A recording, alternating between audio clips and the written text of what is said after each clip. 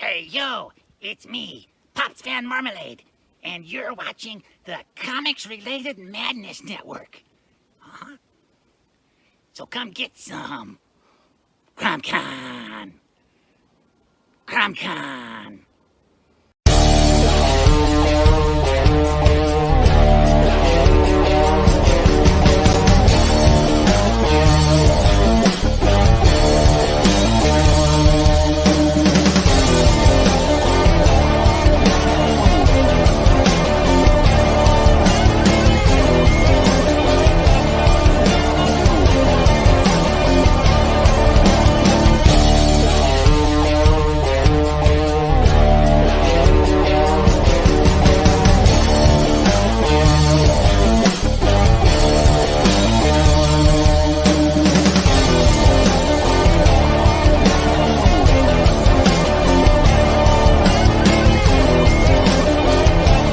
Madness Entertainment Group presents the Madness Comic Network with original programming and additional comic-related content.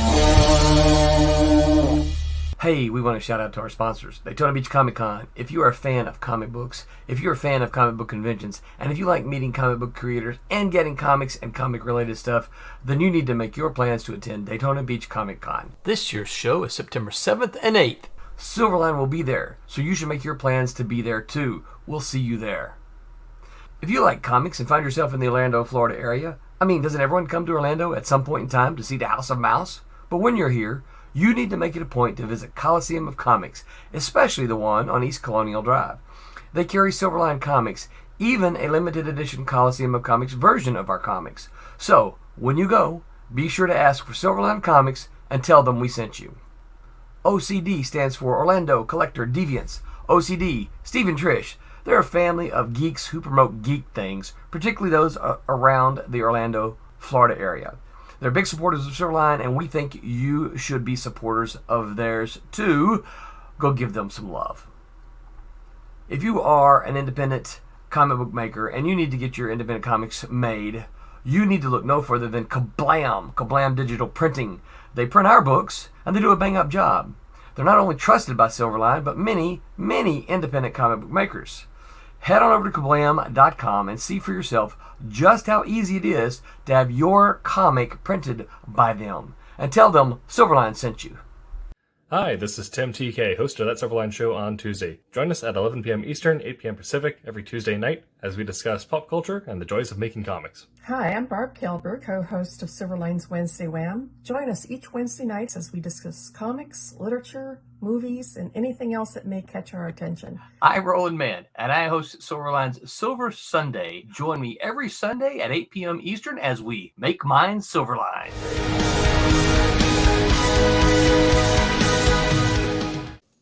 And creating beyond calculation, beyond politics, beyond the big two. Welcome, Silverliners, to the wonderful world of Wednesday Wham. I'm your host, Dean Zachary. I'm joined by the loyal skeleton crew here and a special guest. We got a jam-packed show for you tonight. You're not wasting your time here. We're joined by Rob Davis, the Paragon of Pencils, Barbara J. Kailberg, the Empress of Inks. One of the Wizards of Words play is here, Scott Wakefield, and let's not forget the superior skeptic, Aaron Humphreys.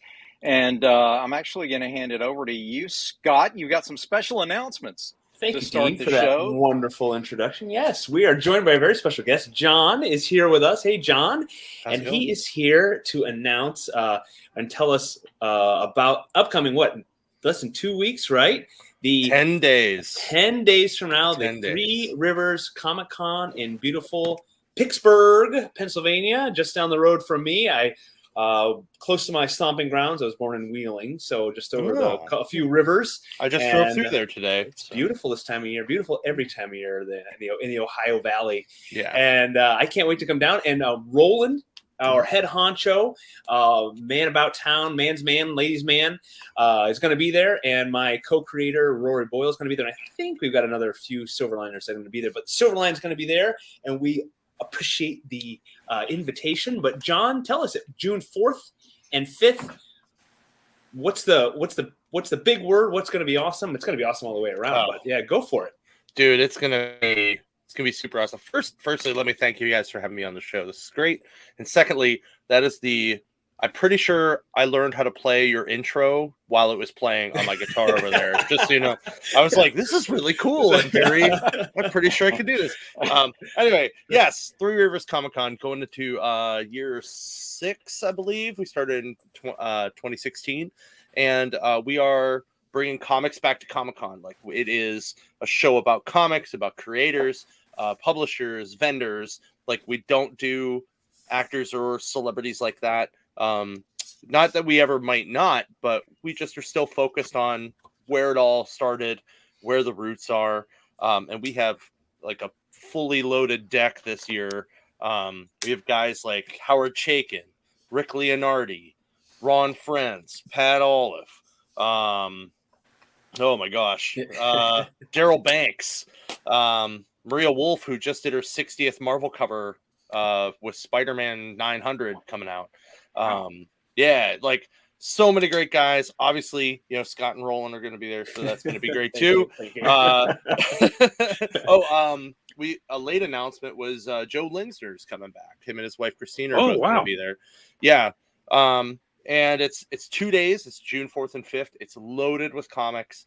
There are over 120 like artist alley tables with all kinds of creators, from writers to letterers, inkers. Wayne Foucher, a big time inker's coming. And then the other half of the room is 90 vendor booths. I think there's 67 total vendors, and of that, about 40 of them are comic vendors. So lots of comics to buy in the room. CBCS will be there to drop off. Like, you can get your stuff signed. They'll witness it. You drop it off. They mail it back to you later. Graded. Done. Super easy. Wow. Yeah, man, it's going to be awesome. We have a ton of cosplay stuff too. We have panels. So all 6 of the guys that worked on different Spider-Man books are going to do one big panel together. Cool. So yeah, Brett Breeding is coming. He's another big inker and colorist. Oh man, there's just so many. Like, I'm gonna be just like, I forgot to mention that guy. I forgot to mention that guy. But you can check everything out on our website, threeriverscomiccon.com.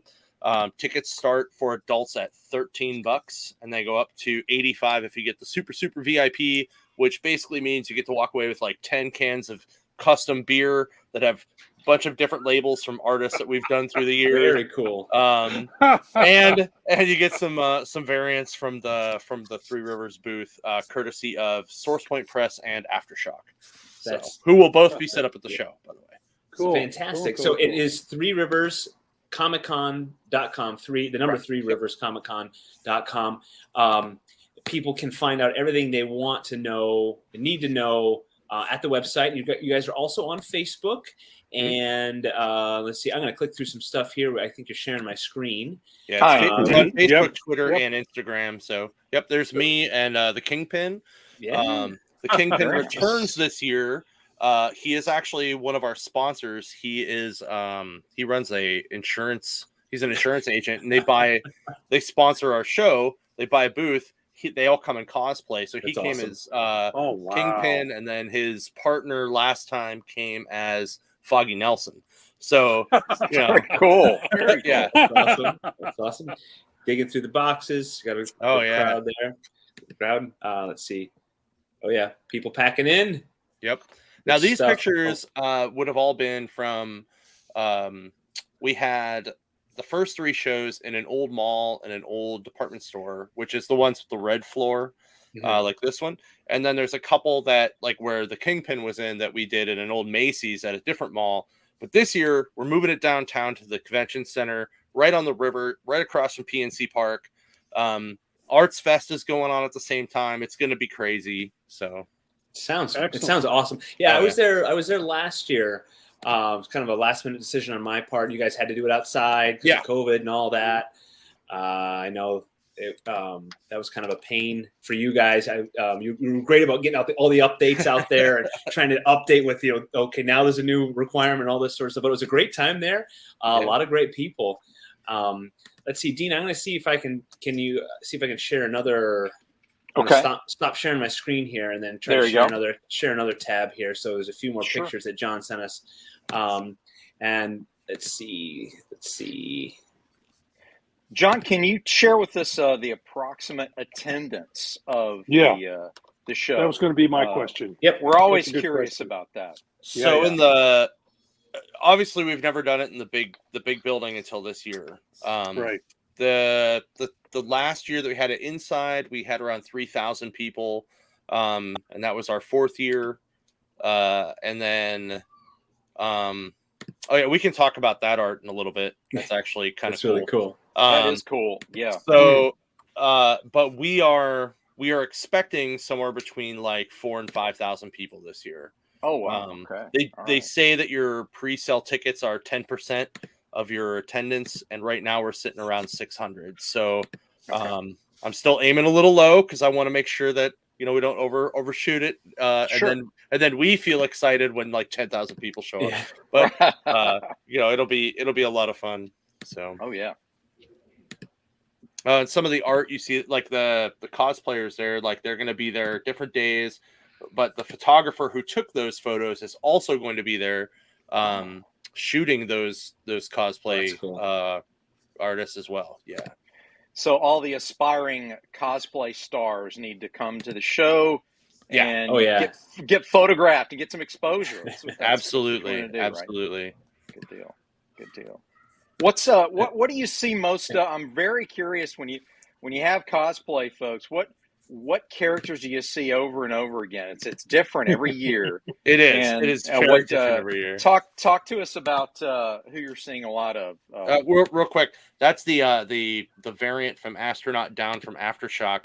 All of our VIPs will get that until we run out. So the first 200 VIPs will get that for free, and that's Pat Olive art. And James Patrick wrote the book. That book actually hits the shelf next Wednesday, and both Pat and James will be at the show. Fantastic. All right. Cool. Going back to your question about cosplay. Yes. Right now we see a lot of Loki. We see a lot of Black Widow versions of Black Widow. A lot of Doctor Stranges. And then after that, it's a mixed bag. Like there's still like the Doctor Who like diehards that come out with like the David Tennant style. Which is my favorite Doctor, so that's cool by me. And then we have, like you'll get like a random Batman, you'll get a horror like Jason Voorhees type guy, right? It's all over the place. Like we have the Pittsburgh Avengers are going to be there, and they're a cosplay group that do just Marvel Avengers, but nice. And then we have the 501st, who are like the Star Wars guys. We have a Star Trek group. That's going to have like a full-on working like a console that you can sit at. That's very like like original series style console. We have the Pittsburgh Iron Man, and she has a black and gold Iron Man with the chess pieces are changeable to the different Pittsburgh teams, which is cool. Oh, that's cool. Very nice. Yeah. Very nice. Other than that, I mean, it's like a mixed bag. Like, you're probably going to see a Wonder Woman. You're probably going to see a Deadpool. I imagine we'll see a Moon Knight. I mean, everybody had a whole extra year to make all these new costumes, and that's really what they did. So, cool. So this poster is kind of cool. I don't know if you guys know, but like 3 years ago, a Port Authority bus fell in a sinkhole. Right. Oh my goodness. Right. And that happened right in front of the convention center. Okay. All right.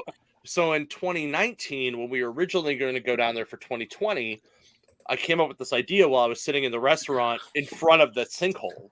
And wow. And so I told my boss, I'm like, hey, I really want to do this. I think it'd be cool to do like an Action 1 homage. And he's like, all right, well, go run with it. And I'm like, all right. So I called Howard Bender, who used to work for Marvel and DC. He worked on Action Comics back in the 80s. And then he worked for Archie and did a bunch of other stuff. But anyway, so I pitched it to him and he sent me like 6 or 7 ideas. And this was the one I really liked. And then I sent it to a colorist named Andrew Harmon, who lives kind of north Pittsburgh. Howard lives south Pittsburgh. And then, so he colored it. He's done work for like IDW, doing some color work. And then the lettering on top is done by a friend of mine from Wheeling, who has worked for pretty much everybody but Marvel, named Justin Birch. So 3 guys from Pittsburgh put this together for me out of my idea. And it's kind of cool. I'm going to set them all by each other at the show. So if you have this poster or one of our flyer cards, you can just get them all signed. And you can buy a shirt with that on it at the show too. So it's awesome. Wow. Yeah. Well, just a little aside and a little information. You mentioned the 501 earlier. 501st. It is specifically the 501st. The 501st. So here's what's interesting about that. I didn't realize this, but I was fortunate enough to be asked to pencil a Star Wars book back in the day. And they contacted me and invited me to become an honorary member. And one of the perks as an artist who's a member of the 501st is you can contact them within a reasonable advance notice time, and they will escort you at a convention. That's awesome. How cool is that, right? That's real awesome. So I'm holding on to that card. So one day, guys, you're going to see him escorting me into a show, so you'll know how that came about. But anyway, little story about the 501st. Cool. They're a cool group of guys. They're a lot of fun. Yeah. Mm-hmm. John, what was your? I don't want to keep you all night. What was your decision? You mentioned right at the beginning about keeping it comics focused, and what was the thought process or the reason behind that for Three Rivers? Well, there's a couple things. So, firstly, there used to be a very established Pittsburgh Comic-Con, and it ran for I think 20 years, something like that, 25 years, and then it sold to Wizard World. And when that happened, it shifted from mostly comics with a couple actors, like maybe 5 actors, to like 30 actors and like 10 artists. And we were like, this is not going to work. And then, and you know, they did try. I'm not going to say it. I had fun at the show because I actually went. And then there's a couple other shows in the area that focus more on celebrity ends than they do creators. So we just kind of went, well, there's our niche. Like nobody else is doing that.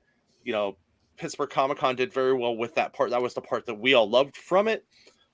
We know a lot of these guys and we support all these guys literally every day. So why would we not want to push that end?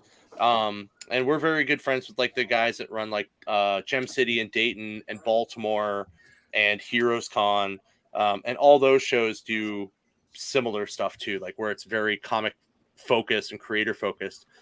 So we kind of like my ultimate goal would be to grow this show to be kind of like the sibling show to one of those, to like the little brother for Baltimore. You know, because every time I go there, I have an absolute blast, and Mark and his crew put on a great show down there. So, well, it sounds like it really sounds like you guys have been growing and growing and growing, and it just like you said, 6+ years, roughly 6 years. Yeah, it sounds like, and this is amazing. I'm looking at the exhibitor list and everything you've got going on at threeriverscomiccon.com, and it looks outrageous, and I'm super excited. And this guy over here, that's Rory. He's going to be there too. So look for that beard. Oh, awesome. Look for all that manliness. Nice. He'll be there too, coming from the other side of the Ohio in Ohio. Actual Ohio. Actual Ohio.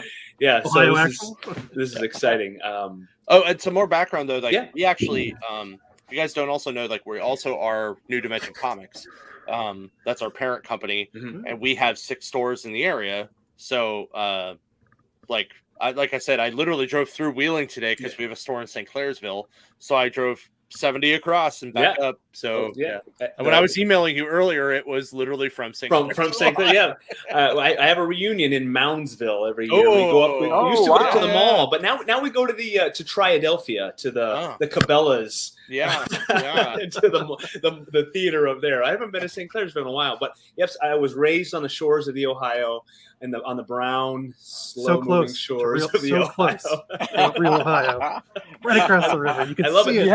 You have to drive a little further west on 70 to get to me. Rob, just keep going, and we can wave to Barb somewhere out there. On the way. And we haven't forgotten about Barb. We're going to get to her inks, but yeah, John, Roland calls us all Yankees. He says, I think Pittsburgh is the farthest north he's ever been.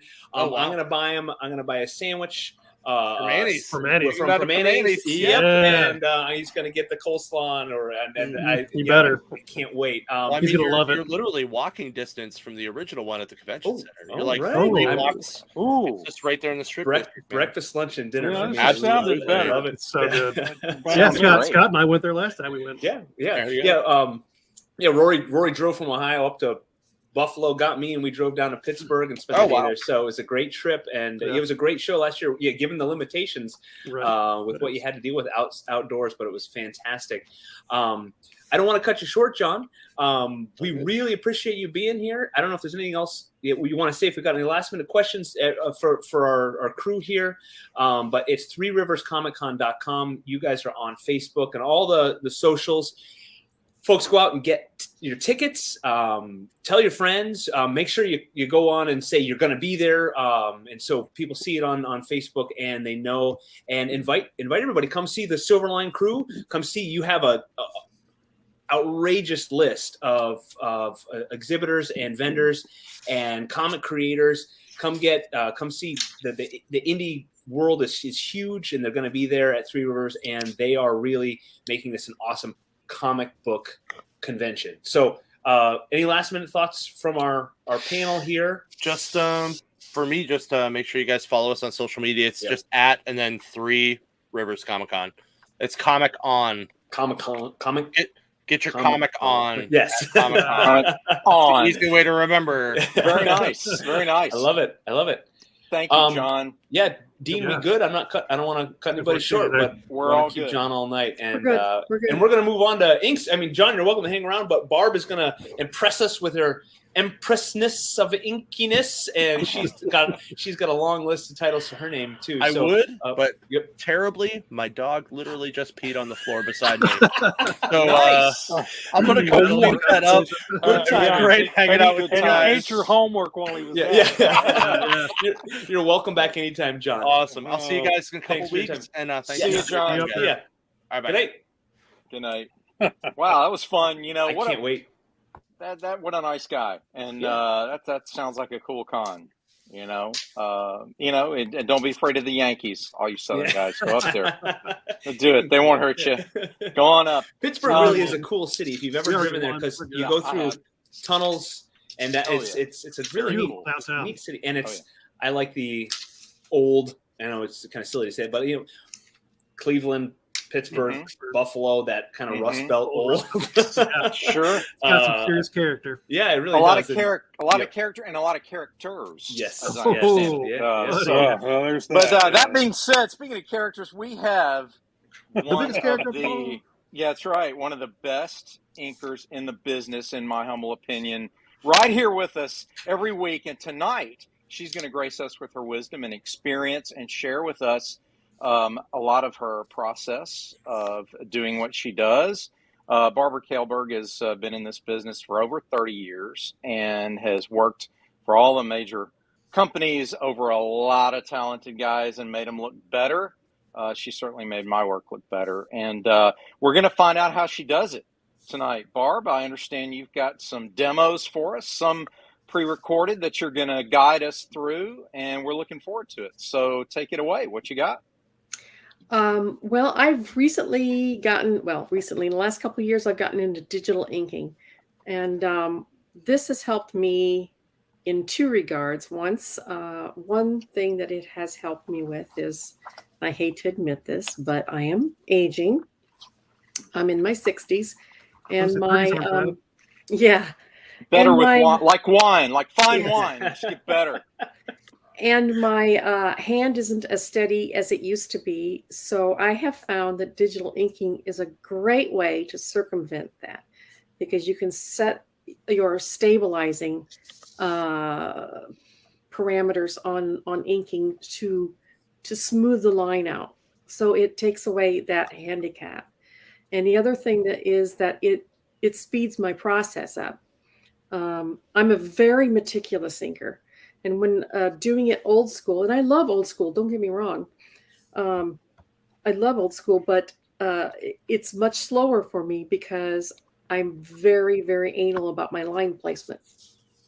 And if I have to break a line, then I'm coming up to the point where I want to break it, and then I go and I jump over it, and I continue. I don't like whiteout on my originals. I hate whiteout on my originals. Yeah. So I'm going to delve a little bit into my digital inking process tonight, and I apologize that this is on pre-recorded. We're going to try this because I'm not even certain that it's going to work. But I use an iPad and it cannot share screen. Okay. So we are going to share my screen on my laptop here and do this. And if you have any questions, just ask me and I will pause the video and and I'll answer that. There we go. So this is a project you're currently working on that we're going to see, Barb, or is this something? Yes. Is it sharing? No. Not yet. Not yet. All We'll get there. right. And these are digital inks that we're going to be watching. Okay. While you prefer Barb, that? I was gonna say while Barb's doing that, yeah. I was gonna compliment her inking. A lot of times I notice, and this, I feel like sometimes when things go from pencils to inks, there's a lot lost. And I when you look at I know you can't just stay with the pencils, but Barb has a really, really good knack, a really good skill. I mean, it's a skill to accentuate what the penciler has done. And I wish more people could see the process, which is kind of cool that when people watch our shows here and all of our Silverline fans out there who are part of this, we do show a lot of the process. That's what we talk about. And it's really cool to see it go from thumbnails to a complete book and hopefully get it, they get it in their hot little hands. That's an infinity of, we're going forever. Yes, that's kind of a cool effect. But our inkers do a great job, a really great job of adding to the pencils and not detracting and making it look, it goes from, it always has the potential to get less interesting. I don't know, that's not the right word, to be dumbed down. The life is taken out of exactly. it. Yeah. Where the pencils can be free and beautiful, and there's a challenge going from that to kind of solidifying things. Yeah, and then she also does it without overpowering what she's done too. Right. You see a lot of inkers, and you go, I recognize that guy's stuff, but who did he ink? Right. Or who did she ink? Right. Because they've overpowered what's there. I'm guessing you're not seeing what I'm seeing. No. Let's see. No, not yet. Let's try here. Okay. Are you sharing? I am sharing my screen. Yeah. Yeah, we're seeing the infinity stuff. Yeah. One thing about Barb's inks I'll discuss while we work on that is her ability to enhance the pencils that are there without reimagining them, to use a modern phrase, because people follow an artist primarily because of their vision, and there are inkers who are less skilled than Barb who can misinterpret things. Now, a lot of times, admittedly, it's the penciler's fault for not being as exact and as clear as the penciler could be. But then that's a lot not of what times, you told me when I inked your stuff. Yeah, well, that's a long story for another day, my friend. But what Barb does is she has this unique ability to second guess the person that she's inking, especially if she's inked over them before, the styles are similar, etc. And she can anticipate what you mean, even if the scan may not be particularly clear on that particular page, or maybe a little wispy, or the lines may be a little light. So she's really good at that, and that's why we appreciate her so much. But the deal is, if you watch her, I've watched her ink, and it's amazing to watch, especially old style analog. To watch any inker work analog, we've seen Rob do it. It's just that confidence of slinging ink, and it's permanent, and you can't just delete the layer. But to know what you're doing to that degree is impressive, because as pencilers, we can erase, and it's a lot harder for her to fix something. She has to deal with either whiteout, which admittedly she hates, and yes. Well, I am not having any luck on sharing my video with you guys. I don't know what the deal is, but we can discuss other things. We can talk. We can. It'll be all theory. Yes. It will be theory, which is fine. We're good at talking. Sure. I have found that I love working in Procreate. Procreate is my go-to program. It's basically Photoshop for dummies. You can't really go wrong with it. You have to have an initial outlay of money, which is the iPad and the iPencil. So you're looking at a $1,200 outlay to begin with, but that also gives you a comprehensive, a tablet, that you can do pretty much anything on, talk on the phone, and everything a computer can do. So you're basically buying a handheld computer. The Procreate program itself is $10. Yeah. It's a one-time purchase. It's an app, and it does everything that you could possibly want it to do, as far as I'm concerned. The only thing it doesn't do is it doesn't separate your line art from the background. But I use another free app to you can't do layers. To do that. Oh, you can do layers. No, I can do layers. No, I can't separate the line art. You can't do channels. Line art. You can't do channels. Oh, channels. Okay. So you're talking about selections. Okay. Yeah. Scott brings up a great point. Fruitbat says it also depends on the penciler. Are they tight or loose? And is the inker an embellisher or an enhancer? What would you say you are, Barb? Both. Yeah. Depends on the project, right? Yeah, in very rare occasions, I'm a tracer. Well, sure. Don't say that very loud. It depends on how tight the pencils are. You can. So you finally admit it. Yeah, you can always find something to enhance the pencils. Right. Sure. There's almost no situation at all where you can't enhance the pencils, no matter how tightly they're done. It's either by adding line weight or texturing or something like that. So, enhancing, yes. What about your content? Like that obviously determines the brushes you use, and with a field of brushes offered by digital brushes, what do you like to tackle first? I for one, when I'm fresh sitting down to a page, I want to do the detail work on faces and hands and things that are more challenging right at the beginning, and then as fatigue sets in later in the day, I'm doing backgrounds. How do you approach that? Explains a lot, Dean. Yeah, I figured it did. Where are they at? What is this now? Where are they? He blacked out that whole building. I know. That makes explains shadow. Yeah, it is. Yeah. How do you approach it, Barb? Do you start with the faces? Do you just start at the top and go to the bottom? How do you work?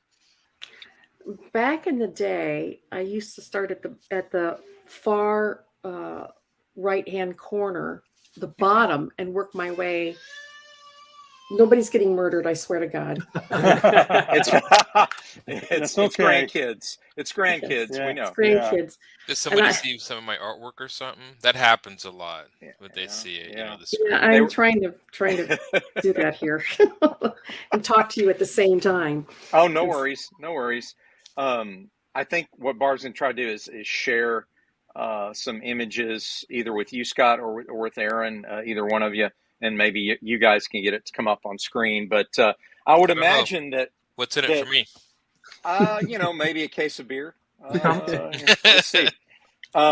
So what I used to do when I'd work in ink my own analog style, which was not always successful, is I would start on the left because I'm right-handed and then work to the right to prevent smudging and so on. So there was a mechanical, practical reason for that. You're proper-handed. Yeah, exactly. Well, my reason was that I wouldn't smudge my pencils. That's why I started at the bottom right, and I worked up to the top left because I would run over the pencils. Would you find that that's awkward sometimes? Like, do you have to form that muscle memory to get like the right angles, or do you just flip the paper around? My paper flips like mad. You wouldn't believe how fast my nit flips. It goes like crazy. Well, one reason for that, Rory, is that if we're doing parallel hatching, and you want uniform hatching, right? It's going to be easier for both the penciler and the inker if they have a certain motion that's comfortable rather than to turn their arm a certain way. So you just spin the paper to accommodate that natural motion of your hand. Or, if the way Tommy does it, he just, works all night, never sleeps, and it just kind of comes. Let's see. He says, I normally do the backgrounds first, sets the page, kind of lets me know how to build the characters. Oh, okay. Is that analog? That's interesting. Or digital. He usually does digital now, I think. But if you had a lot of ink on the paper, a lot of darks and shadows, I would imagine analog you'd get a little nervous about smudging and smearing. So I would always save the heavy shadowed areas for the last. Well, that was only if I cared about the penciler. True. And we can tell when you don't care. That's just no. I never. That's most of the time, isn't it? Yeah. Most of the time. That's the way it works. Yeah. Wow. That's why I embellish your characters. Yes. Quotation marks. Cue the screaming kid. Check your messages, Dean. Yeah. Okay. All right, I will do so. Let's see here. Yes. I see some stuff here. Okay. So when you start, Barb, a page, how long does it take you usually to? I know it depends on the content, obviously, but if you were to say an average page takes you how long to complete? Back when I was working against deadline for Marvel or DC, I would do 2 pages a day, which is kind of insane. Yeah, but I worked long days. I would work like a 16-hour day. So an 8-hour, 8 hours a day for a page. But I couldn't turn down the work, so I made it work. These days I can take my time. Digital inking speeds me up quite a bit because you have the ability to erase and backspace. One of my favorite techniques is that I use layers when I'm inking. Say I'm doing hair and I make a bunch of lines doing the hair, and then I have some more lines going in a different direction for the hair. I can go back to one of my layers and erase the lines that are going through lines I don't want them to go through. Oh, that doesn't make any sense, I know. But, no, makes perfect sense. No, I got it. I know what you're saying. I take the opacity.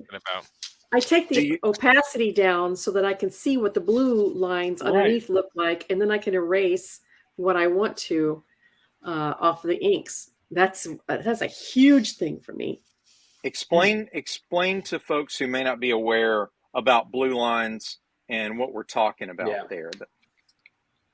All right. Well, here. That's blue lines. Okay. Let me see. Let me bring it up here. Silhouette. Yeah, there we go. That's hey, blue that lines. looks familiar. That does look familiar. Yeah. Mm-hmm. It's so my original it's not. design. Now, back in the old days when we were still doing printing, not digital, this was non-repro blue. Mm-hmm. So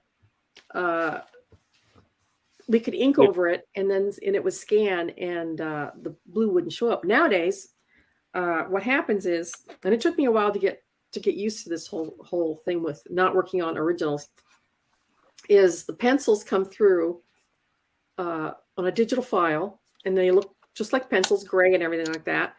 I will download the pencils, and then I will do a color balance change to change the gray pencils to blue. And then I will take the opacity down about 50%, and then put a layer on top of that, and then ink over that. Okay. Yeah, that's cool. Yeah. Now, if I'm working on originals and it comes blue lines, or it doesn't, the file comes to me on the computer, and I will change it to blue lines on the computer with a color balance, and I will print it out on a Brother Pro printer on 11 by 17, 500-pound Strathmore. There you go. Cold press. The Brother Pro will actually handle that thickness of paper. I don't think there are hardly any other printers out there that, number one, print 11 by 17, and number two, can handle that thickness of paper. And I have one of those myself. They're great. Yep, I love it. It scans in too. In fact, I can actually, hang on a second. I think, Scott, you've got some images there that you could possibly share with us. Whose is this, Aaron? No. Wow. Look at that.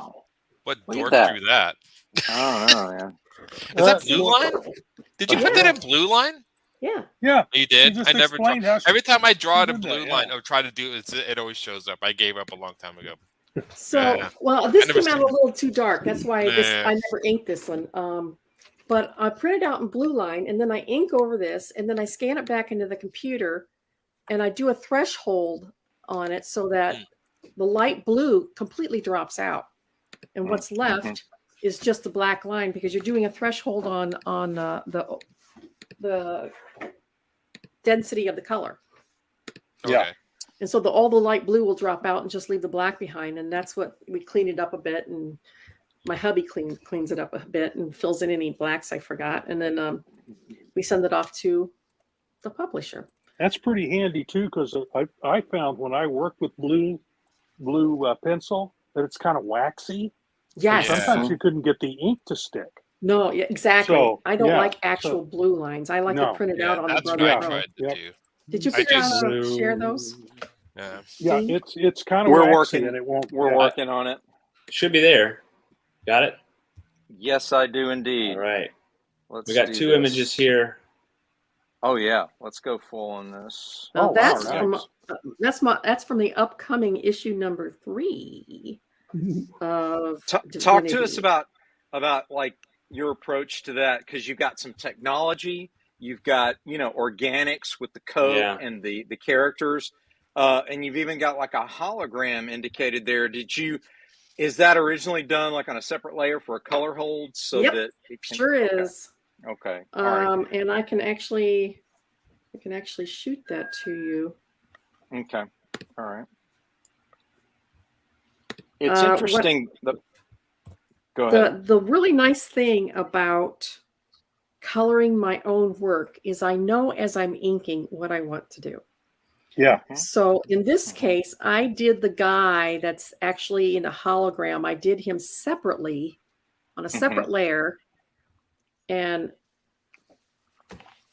shot that, separated the lines and colored that separately, and then overlaid it on to the regular page. So as you're going to see, I shot you the finished product. Okay. I was able to because you got to be See that. able to see some lines behind him. So it would be really, really hard just to pick out his lines as opposed to what you can see through him. Yes, very cool. Very So cool. you We'll be I seeing actually, that shortly. yeah, I actually had to do that on separate layers. This is, oh gosh, this looks like Dean Zachary. It is indeed. Yes, this is one of my favorite pieces. Actually, this is going to be framed and on my studio wall. I have the Oh, original. I'm complimented.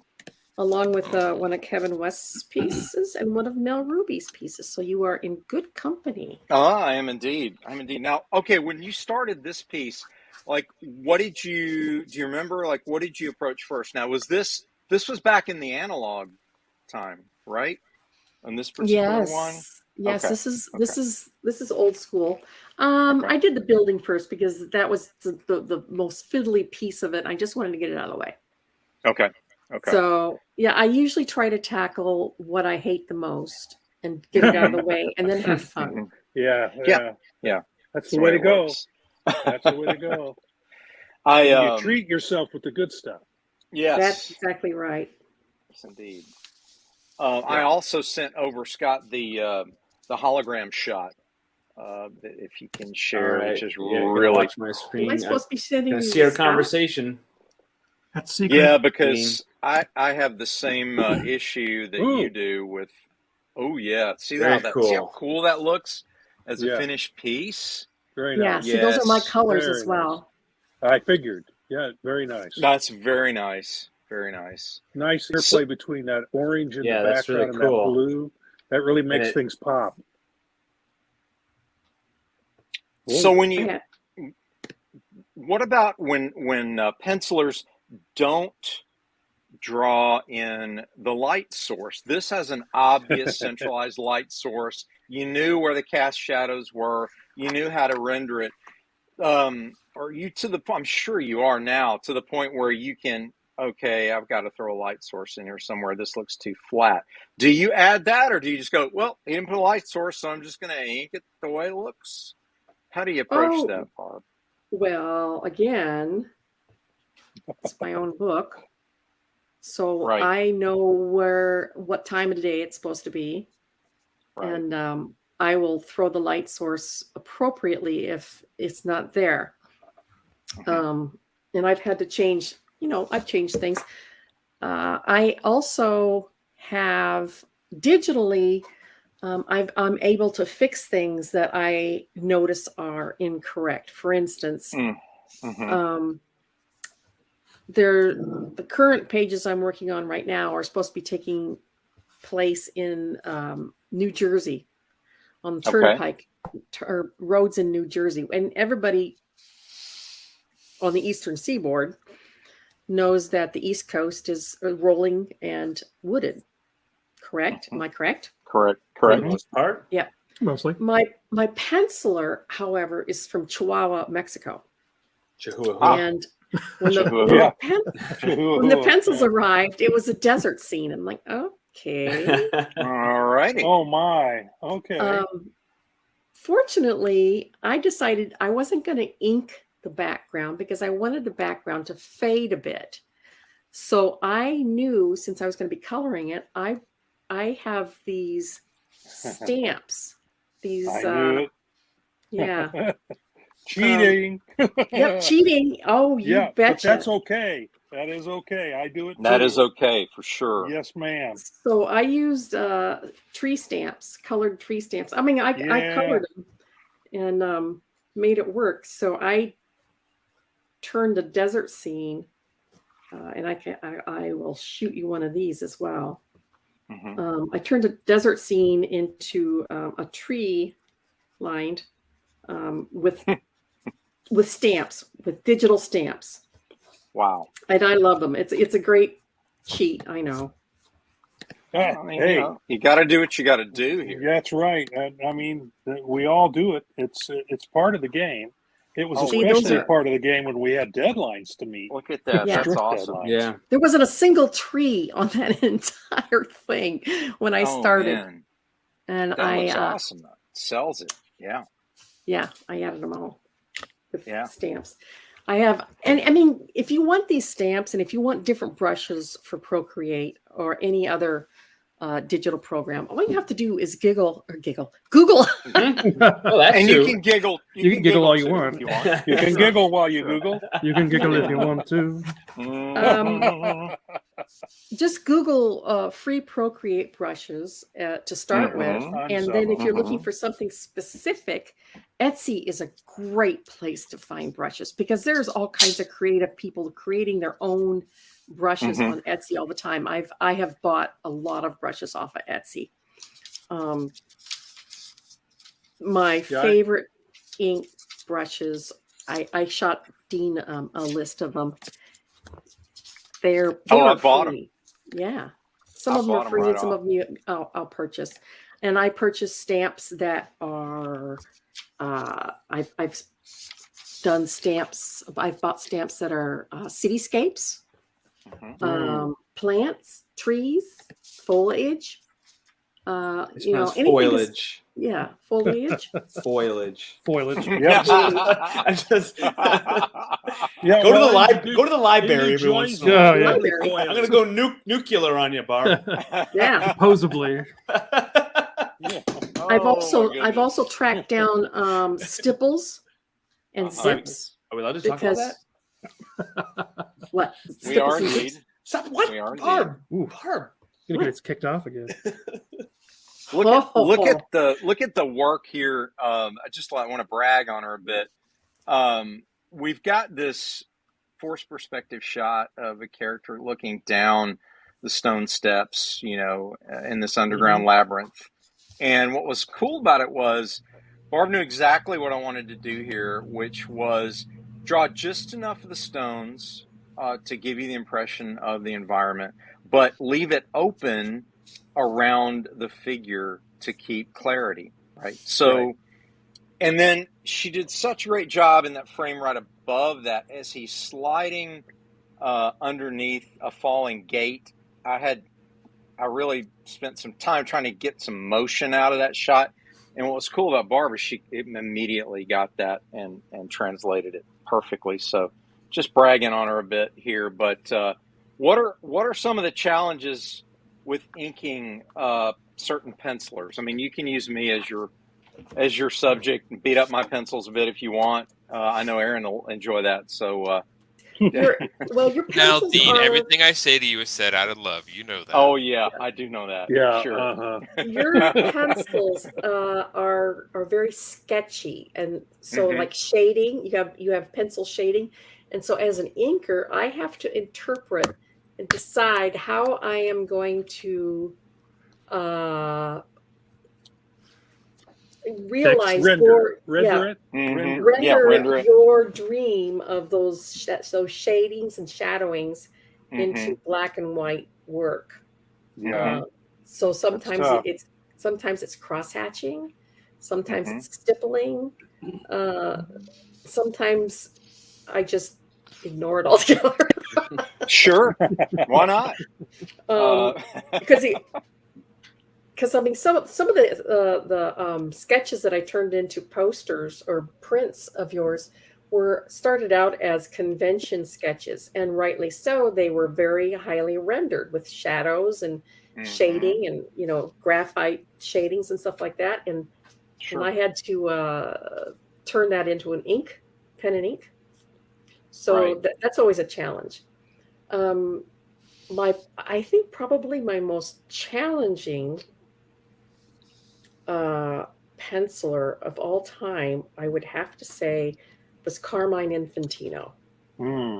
Oh, that's a legend. Tell us a little bit about, for those who may not know who that is, give us a little quick 2-sentence bio and then talk to us about it.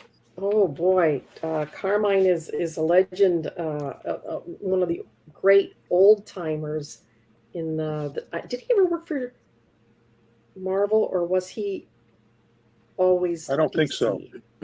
I think he was mostly DC. Yeah. I don't think he ever worked at Marvel, although I could be wrong there. Yeah, he did like the Flash and a lot of Flash work. And his stuff was very distinctive. Everybody thinks that Jack Kirby it has a distinctive style. Well, Carmine has an equally distinctive style. He does. Yep, he did. Yeah, he did like Airboy and Black Canary. He was also an editor with Julia Schwartz. If Penciler doesn't provide a light source, then who gets to make that choice, inker or colorist? Good question. Inker. Yeah, generally, yeah. Yeah, generally, because you've got to black in or at least cross hatch or something. That otherwise you're just making a coloring book. Yeah. Which I'm going to take this moment to say something here about that. A lot of books today are just outlined coloring books, and they really let the colorist take over the volume, the creation of volume. We were limited when we started, Barb, because of color process. The colors are pretty flat, so we had to create volume with hatching as pencilers, and that's part of the reason the hatching style is so associated with 70s, 80s, and 90s work. Is that's how we gave the images volume primarily. I have a piece up that's very rare for you guys to see. This is one of Barb's pieces over me in progress from Cat and Mouse #2. So you get to see the pencils there. Talk a little bit about this piece, Barb, as folks look at it. Yeah, come on, talk to me, Goose. Talk to me. I actually really, really love organic pieces. I looked at this and I wanted to throw a bit more texture into the solid black of the tree. The tree. Oh. Yeah. So as you can see, there's that. Yeah, he had it as a solid black behind the figure, and I threw in some bits and pieces of white. Yeah, see. If you were a tree, what kind of tree would you be? Yes, Baba Wawa. see how she kept everything there, but enhanced. Like it's definitely true to the pencils. Completely. The foliage and the grass. I really like working organic. I would have loved to have worked on something like Conan or Tarzan. Or how fun would that have been, right? Or Khazar or something like that, where it's all in the jungle, because it's a lot more free. I'm so anal with my inks that actually when I get to work on outdoors, it's actually freeing. I feel like I'm just, doodling then. Right.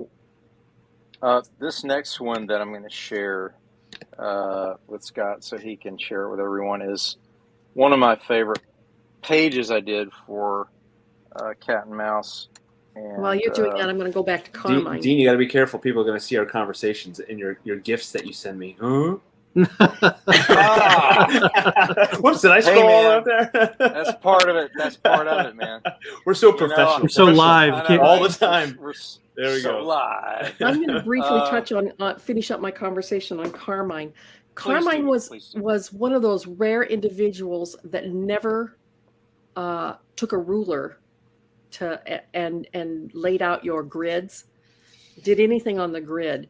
All the perspectives were off, and yet it worked.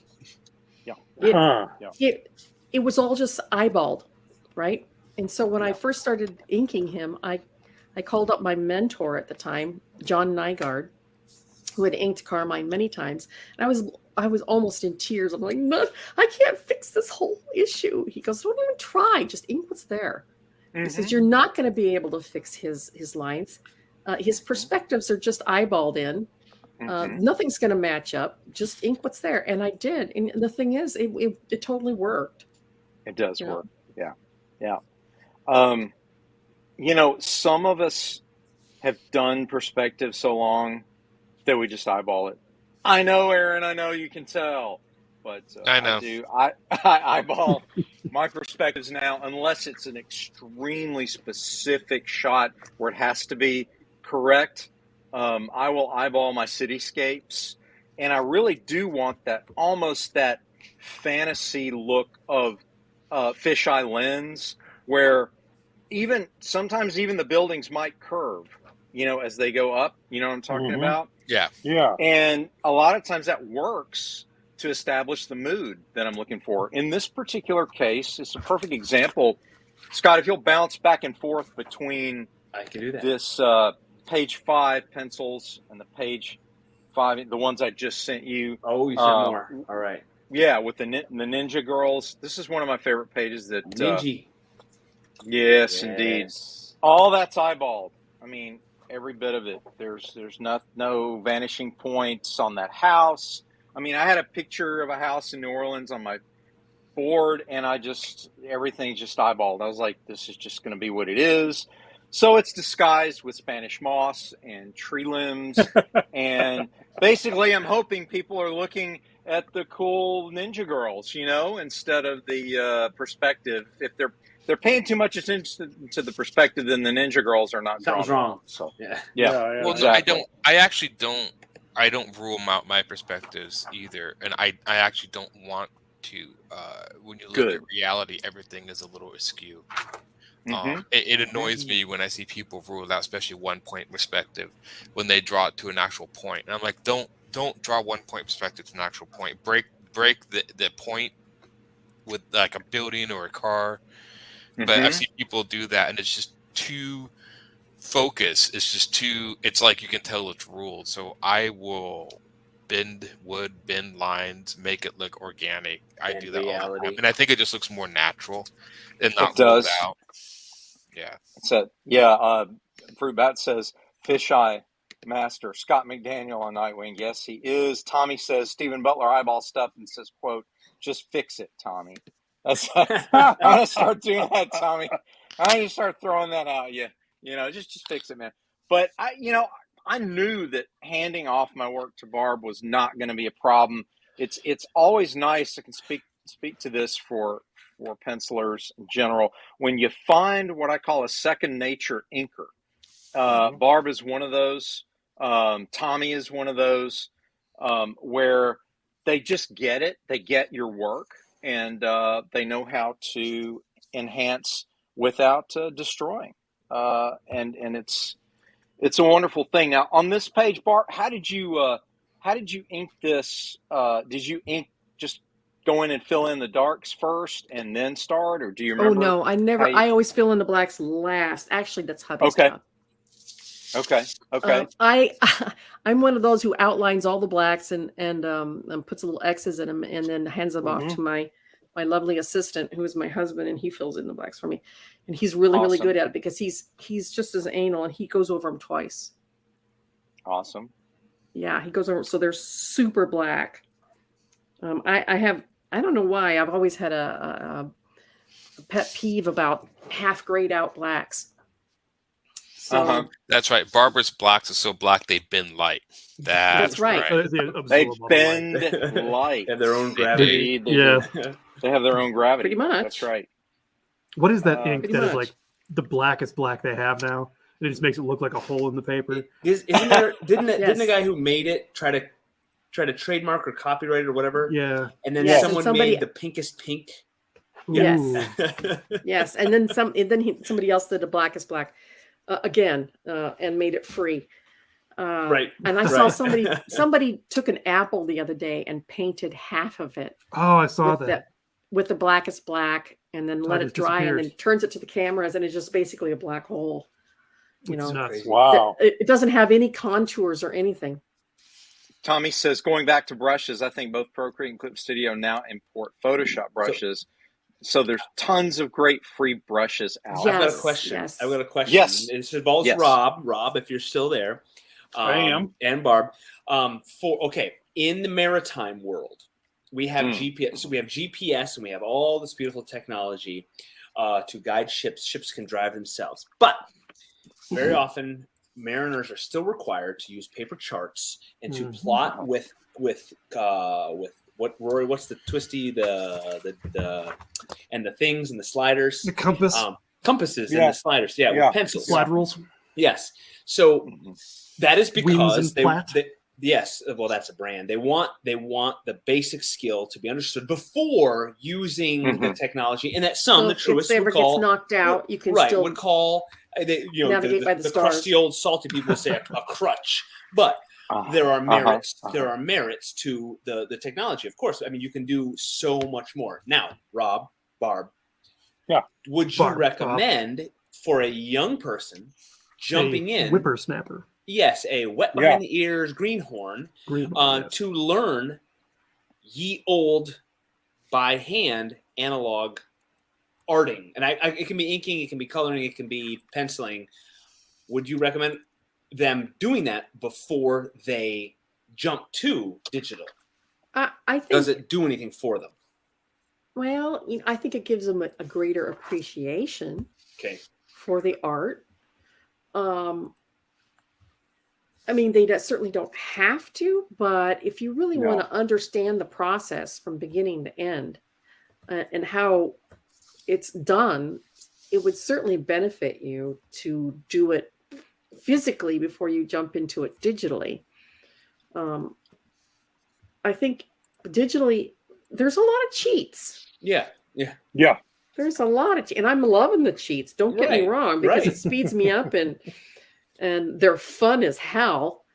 But it's like, oh, there's a tree, there's a bush, ding, ding, ding, ding, ding, ding, and I'm loving it. But now that, Dean should recognize that one. Yeah.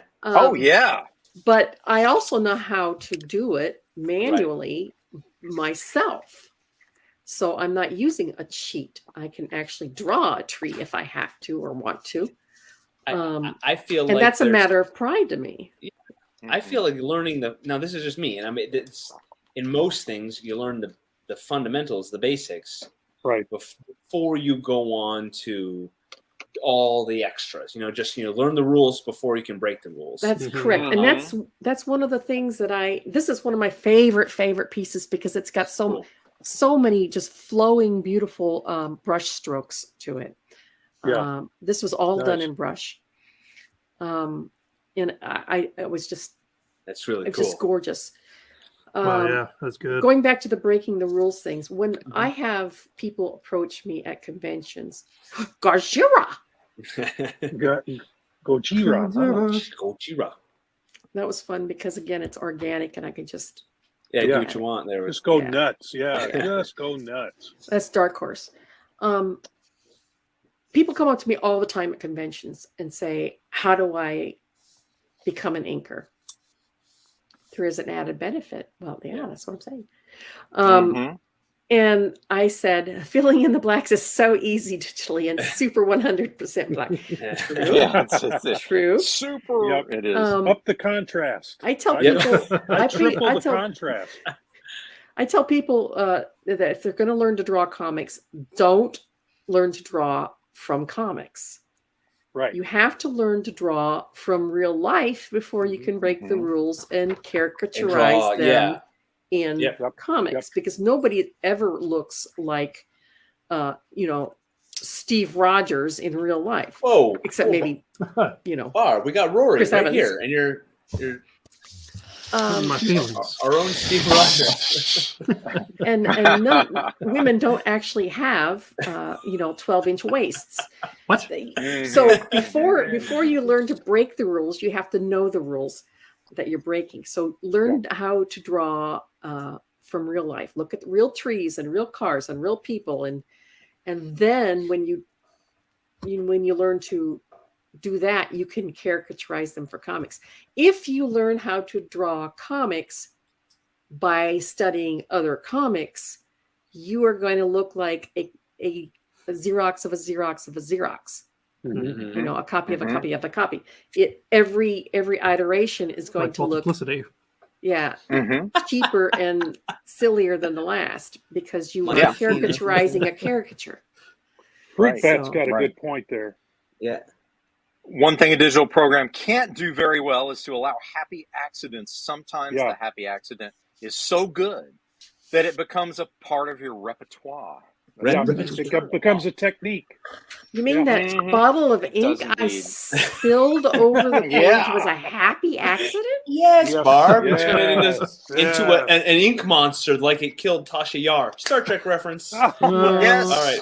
Black goo. Well, Black goo. I remember. that's how Dean describes my art. He just doesn't use the word happy in it. That's also another reason why. One more page of happy accidents. Yeah. Yes, that's also one reason when I would get physical pages in the mail in the FedEx box. The first thing I would do is I would run out to Kinko's and make 11 by 17 copies, because about the first time I didn't is when the cat would knock over my ink bottle or my coffee cup. Oh yeah, absolutely. Let's take a look, Scott. Do you have those last two I sent you that are? There are a couple of images there. Yeah. Go for the pencil. Okay, Barb Very does cool. a fantastic job here with the expression on the character, on the demon character there in Cat and Mouse 2. It was just really cool to see her capture exactly the look I wanted, and the balance. She used just enough of the shadows around him and the coat and everything. Just, I love the job. I love the nice job. I don't know. That clearly starts off with a pastrami on rye, and then I think it turns into salami on a wheat bread. I mean, Barb, you could have sourdough with provolone. She just did a great with job. provolone. Yeah, the provolone, Barb. Clearly, you really got up your game. Mm-hmm. Yeah, that was fantastic. That looks awesome.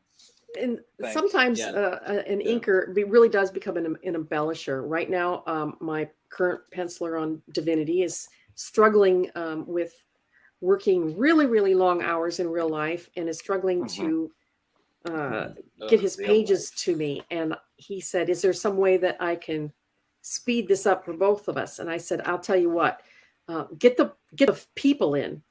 That's my weak point, is get the figures completely penciled in, and just kind of give me an outline on the background, and I'll take it from there. So that's a good point. It's a good point. That way, breakdowns of a sort. Yeah. Yes, he's going to type pencil the figures, because I don't want to lose his pencils. If I do the people, they're going to look like my people, not his people. But backgrounds are kind of ambiguous, you know. So just give me a rough out of the backgrounds, and I will finish those off, and that will speed up the process. So sometimes you are an embellisher, and sometimes you are a finisher. So depends. Sometimes too, this is a great. I'm sending you another one here, Scott. There are cases where, in this particular piece that I just sent, is more an iconic piece, not meant to be a realistic representation of an environment. It's symbolic, completely symbolic. And Barb did a tremendous job giving it dimension, maintaining the texture and the figures themselves. And it became this really iconic look for Cat and Mouse. So I think I may actually have a color piece for that too. Let's see. Yeah. Barb, was that like when you got that, you didn't really worry that I didn't really do any sort of lighting on that, other than on the cast iron fleur-de-lis there? I did some hatching on that I really liked the way that it came out. I sent Scott also a colored version, so you can see like how the piece turns out. Yeah, so that's cool. You know, pencils to inks gives you an idea of how things develop, how important the inking stage is, because if it's not a competent inker or someone with the skill set of Barb, it simply falls apart. You know. Dean, I'm glad you keep using my physique as an example in your art. I appreciate it. Yeah, I appreciate that. How long was that photo session? Right, with the model. We won't talk about the model. Now bend over the waist a little bit. Now turn. No, take your shirt back off. Take your shirt back off. But the nice thing too is I can't believe Dean's cheating on me. You held together like the details of like the falling confetti and so on around them, and that didn't distract at all. I was thinking, that's going to look like wallpaper, but it actually worked. It's really cool. It all came together. It's really awesome. Well, the thing about doing stuff like that is you have to make the lines fairly light for the stuff falling around them, because if you make it too heavy, then it's going to distract from the main focus. Right. Just the two guys. Two people. Yeah, the two people, indeed. When you first sit down, you think like, I'm going to use variants of line weight on the underside, or do you? I remember that. Yeah. That was fun. That's my Divinity cover. Oh yeah. Let me see if I can find the pencils to that one. And folks that backed the project last year got Divinity on a trading card there. Clipped out of that, right, Barb? Yeah, I had to clip it out of the. Actually, I actually had to crop some of those and shove them together a little bit to fit into the trading card and eliminate the helicopter altogether. It was I all manipulated it digitally to make it fit onto a trading card cover, trading card really dimensions. Cool, that was kind of welcome, hey. Brent. Oh, Brent, good to see you. How are you? I'm all right. How are y'all? We're doing great. Better now. We're doing great. We're looking at all of Barb's cool inks and talking about what a great inker she is, and how she makes everybody's work look better. And I think she's doing a great job. Yeah, definitely when you're inking, especially figures, you want to put a heavier line on the underside of arms or legs to signify gravity and weight and roundness. Or if you have a really strong light source coming from a certain direction, you want to thin out the lines in the direction that the light's hitting, and on the backside, you want your lines to be a lot thicker, because your shadow is falling away from the light. So, speaking of thick lines, there's a style that I don't particularly like, and I don't know if there's a name for it or if it's just a style that just came up for a while, and if it's still a thing, is putting that real thick line around. Powerpuff Girls. Well, okay, yeah, that's a very cartoon style, but I see it in comic books as well when they tend a little more toward the accentuated features, like where their lats and their delts and all that are real big, and their arms are gigantic. I always feel like there's always that thick line around them too. I don't like that. Are you saying thick with 2 C's? He is indeed. I am saying, however you want to hear my spelling. He's being very works. That works for me in only one situation, and that is if the page is extremely busy. Yeah. And you need to set the figures up front, and everything else needs to recede to the back. Otherwise, it doesn't make any sense to me. But if you really want to make them pop out from a terribly busy background, that works. For the thick line. Okay. Another way to make that work, Scott, is if you'll share the pencils to that piece that I just sent you over. Barb did a tremendous job there with, you see the back leg on the male figure to your right? Yes. I will very often fade out with hatching and send portions of the figure back. And it takes a really good inker to not add overweight to that, so that it works against my intention of pushing that back in space, right? And also, Barb's worked on my stuff enough to know that I like atmosphere to the piece, and I like, debris flying around, and obviously there, her hair is blowing here, so you get the idea that the chopper is stirring up a lot of kicking debris. up some stuff. Yeah. Get to the chopper now, So sorry. If you want to live. If you want to live. But you want to live. Hasta la vista, baby. No, I really like that, and the fact that you just roll with that. You know, it's like if I just hatch off into an outline or a silhouette, you just go, okay, I'm just gonna throw that in and do it just like you drew it. That was a fun weight of the piece to line is do. really important there. Yeah, absolutely Yeah, right. well, I'll Absolutely be hitting you up for another one for number 3. So. Oh yeah, awesome! I can't wait. I'm looking forward to it. Matt says something else regarding Scott's thick ink comment. It also depends on who does it. Some guys can do it where it is subtle, but with others, it's jarring. That is very correct. If I had it within arm's reach, I've got a book on one of the how-tos of comic creation. It's not about specifically the art, and I can't. I don't see it. I'm looking at my bookshelves here, and I don't see it. And there's a style, almost an anime, a little of the it's anime. A little style. anime. Yeah. There's a historical art movement that influenced that look, particularly in Adam Hughes's work in the early to mid '90s. He did a lot of really amazing pinup style covers for Wonder Woman and Catwoman, and he was inspired a lot by an illustrator named Alphonse Mucha, Mucha. I've got his prints in my dining room. Yeah, who did a tremendous amount of work at the turn of the century from the 19th to the 20th, particularly at the World's Fair.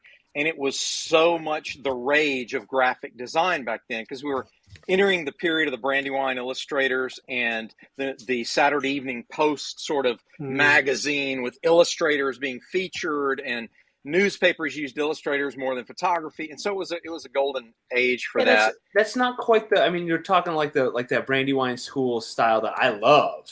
Yeah, right. If you look up Mucha, you'll see what I'm talking about. It's a little different than. I mean, Mucha I love also that. didn't like his work. He didn't like that work.